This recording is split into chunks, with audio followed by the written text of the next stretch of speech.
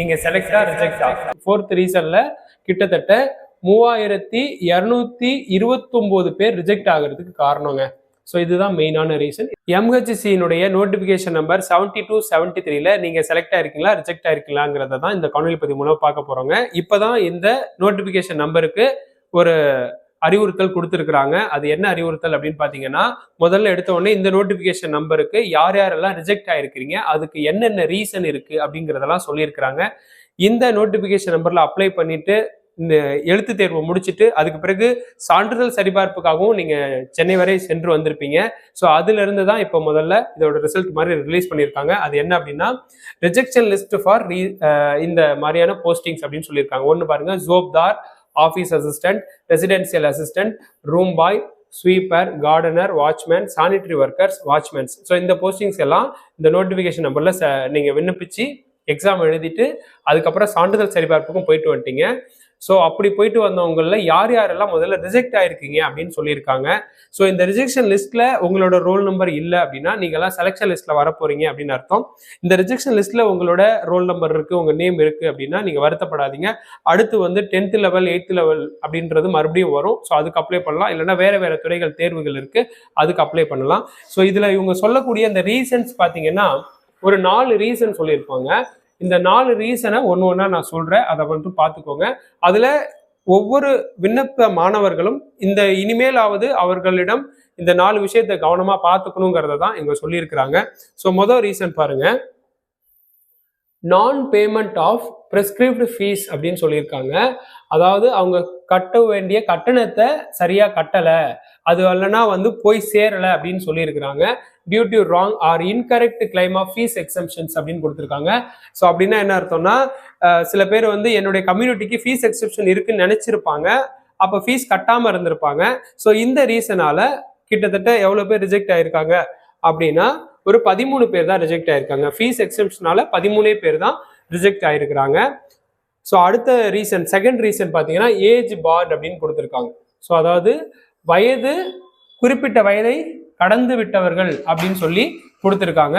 So அதனால incorrect claim of age relaxations. So என்னுடைய ஜாதி அல்லது என்னுடைய பிரிவு அடிப்படையில் எனக்கு ஏஜ் ரிலாக்ஸேஷன் இவ்வளோ வரைக்கும் இருக்கும் அப்படின்னு நினைச்சிருந்திருப்பாங்க. அந்த ஏஜை வந்து அவங்க கடந்திருப்பாங்க. ஸோ அதனால எத்தனை பேர் ரிஜெக்ட் ஆயிருக்கிறாங்க அப்படின்னு பாருங்க. ஸோ இதுல ஒரு 78 மெம்பர்ஸ். ஸோ ஏற்கனவே நம்ம 13 பேர் பார்த்துருக்கோம். ஓகேங்களா, 13 பேர் ரிஜெக்ட் ஆயிருக்காங்க. இப்போ வந்து 78 மெம்பர்ஸ் ரிஜெக்ட் ஆயிருக்காங்க. இதெல்லாம் கவுண்டிங்ல வச்சுக்கிட்டே வாங்க. ஸோ அடுத்து தேர்ட் ரீசன் பாருங்க. தேர்ட் ரீசன் என்ன சொல்லியிருக்காங்க, not positioning prescribed minimum educational qualification. நாங்க கேட்டிருக்கக்கூடிய அந்த 10ஆம் வகுப்பு தகுதியை கூட எட்டாதவர்களும் விண்ணப்பித்திருக்கிறீங்க. ஸோ அதனால அவங்கள ஒரு 9 பேர் ரிஜெக்ட் ஆயிருக்கிறீங்க அப்படின்னு சொல்லியிருக்காங்க. அப்போ முதல்ல 13 பேர் ரிஜெக்ட், அதுக்கப்புறம் 78 பேர் ரிஜெக்ட், இப்போ வந்து ஒரு 9 பேர் ரிஜெக்ட். ஸோ இதை ஆட் பண்ணிங்கனாலே ஒரு 100 ரவுண்டா வந்துருது. ஸோ இந்த 100 மெம்பர்ஸ் இதுல ரிஜெக்ட் ஆயிருக்கிறாங்க. அடுத்தது ஃபோர்த் ரீசன்ல தாங்க நிறைய பேர் ரிஜெக்ட் ஆயிருக்கிறாங்க.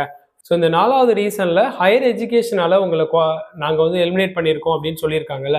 இப்போ உங்களுக்கு ஒரு டவுட் வரலாம், என்ன அப்படின்னா, அப்போ வந்து நாங்கள் அப்ளிகேஷன் போடும்போது எங்களை ரிஜெக்ட் பண்ணியிருந்தாங்கன்னா நாங்கள் எக்ஸாம் எழுத போயிருக்கவே மாட்டோம். இப்போ எக்ஸாம் எழுதிட்டு நாங்கள் ஆவலாக வெயிட் பண்ணும்பொழுது இப்படி ஒரு விஷயம் சொல்றாங்களே அப்படின்னு உங்களுக்கு ஒரு மன உளைச்சல் வரலாம். ஸோ அதை ஏன் இப்போ சொல்லியிருக்காங்க அப்படின்றத நீங்க நல்லா புரிஞ்சுக்கோங்க. அதாவது ரிட்டன் எக்ஸாமுக்கு நாம எல்லாருமே அப்ளை பண்ணியிருப்போம், ஹையர் எஜுகேஷன்ஸ் அப்படிங்கிறத தாண்டி அப்ளை பண்ணியிருப்போம். ரிட்டன் எக்ஸாம் எழுத அலோவ் பண்ணிட்டாங்க, எழுதிட்டோம். அதுக்கப்புறம் வந்து நம்மள என்ன பண்ணாங்க அப்படின்னா, இந்த ப்ராக்டிக்கல் வரதுக்கு முன்னாடியே சிவி வர சொல்லியிருப்பாங்க. நல்லா நினைச்சு பாருங்க, சென்னைக்கு நீங்க சிவிக்கு போயிருப்பீங்க. சிவி பண்ணும்போது அவங்க சர்டிஃபிகேட்டை வெரிஃபை பண்ணிட்டு அனுப்பியிருப்பாங்க. அப்பதான் உங்களுடைய ரியல் குவாலிஃபிகேஷன் அவங்களுக்கு நீங்க தெரியப்படுத்தியிருப்பீங்க. ஸோ அந்த விளைவு தான் இப்போ என்ன பண்ணியிருக்காங்க அப்படின்னா, நீங்க இவ்வளோ பேர் நாங்க சொன்ன கிரைட்டீரியாவை தாண்டி, நாங்க அப்ளிகேஷன் போறதுக்கு முன்னாடியே என்ன சொன்னோம் நோட்டிபிகேஷன்லயே, 10th தாண்டி 10th குவாலிஃபைட்ல 12th வரைக்கும் இருக்கலாம், அல்லது டிப்ளமோ, ஐடிஐ அந்த மாதிரி ஏதாவது படிச்சிருக்கலாம். இவங்கெல்லாம் அப்ளை பண்ணுங்க, டிகிரி ஹோல்டர்ஸ் அப்ளை பண்ணாதீங்கன்னு தான் சொன்னோம். அதை தாண்டி இவ்வளோ பேர் அப்ளை பண்ணியிருக்கீங்கன்னு சொல்லி தான் அந்த நோட்டிஃபிகேஷன் படி உங்களை ரிஜெக்ட் பண்ணியிருக்கிறாங்க. ஸோ இதுதான் இந்த ரிஜெக்ஷன். இந்த ஃபோர்த் ரீசன்ல கிட்டத்தட்ட 3229 பேர் ரிஜெக்ட் ஆகிறதுக்கு காரணங்க. ஸோ இதுதான் மெயினான ரீசன். அப்போ ஏற்கனவே பார்த்தீங்கன்னா ஒரு 100 பேர் 3 ரீசனால ரிஜெக்ட் ஆனாங்க. இப்போ வந்து ஒரு 3229 பேர் ரிஜெக்ட் ஆயிருக்காங்க. அப்ப பாத்தீங்கன்னா 3329 பேரை இந்த ஒரு துறை தேர்வுல ரிஜெக்ட் ஆயிருக்கிறாங்க அப்படின்னு பாக்குறோம் இதுல. ஸோ இவ்வளவு பேர் ரிஜெக்ட் ஆயிருக்கிறாங்க. இந்த ரோல் நம்பர் இந்த நேம் லிஸ்ட்ல உங்களோட பேர் இல்லைன்னா அடுத்து இன்னும் ஒரு நாள்லயோ அல்லது நாளைக்கோ கூட என்ன வர வாய்ப்பு இருக்குன்னா செலெக்ஷன் லிஸ்ட் வர வாய்ப்பு இருக்கு. அதுல உங்களோட ரோல் நம்பர் அதுக்கப்புறம் உங்களுடைய பேர் இருந்தது அப்படின்னா நீங்களாம் மறுபடி court campus Chennai court campus போகணும். அங்கே உங்களுக்கு ப்ராக்டிக்கல் ஒன்று நடத்துவாங்க. அதில் உங்களுடைய மதிப்பெண்ணை நீங்கள் ஸ்கோர் பண்ணணும். ஸோ அதுக்கு பிறகு தான் உங்களுக்கு சான்றிதழ் சரிபார்ப்பு வச்சு ஜாபு கொடுப்பாங்க. ஸோ இதுதான் இதோட ப்ராசஸ். அதனால இந்த லிஸ்ட்ல பேர் ரிஜெக்ஷன் லிஸ்ட்ல பேர் வந்தவங்க வருத்தப்படாமல் அடுத்த துறை தேர்வுகளுக்கு தயாராகிறதுக்கு ஏற்பாடாயிக்கோங்க. ஸோ இதுதான் இன்னைக்கு வந்திருக்கிற அப்டேட்டு. ஸோ இந்த செய்தி உங்களுக்கு ரொம்ப பயனுள்ளதாக இருக்கும்னு நம்புகிறேன். நன்றி, வணக்கம்.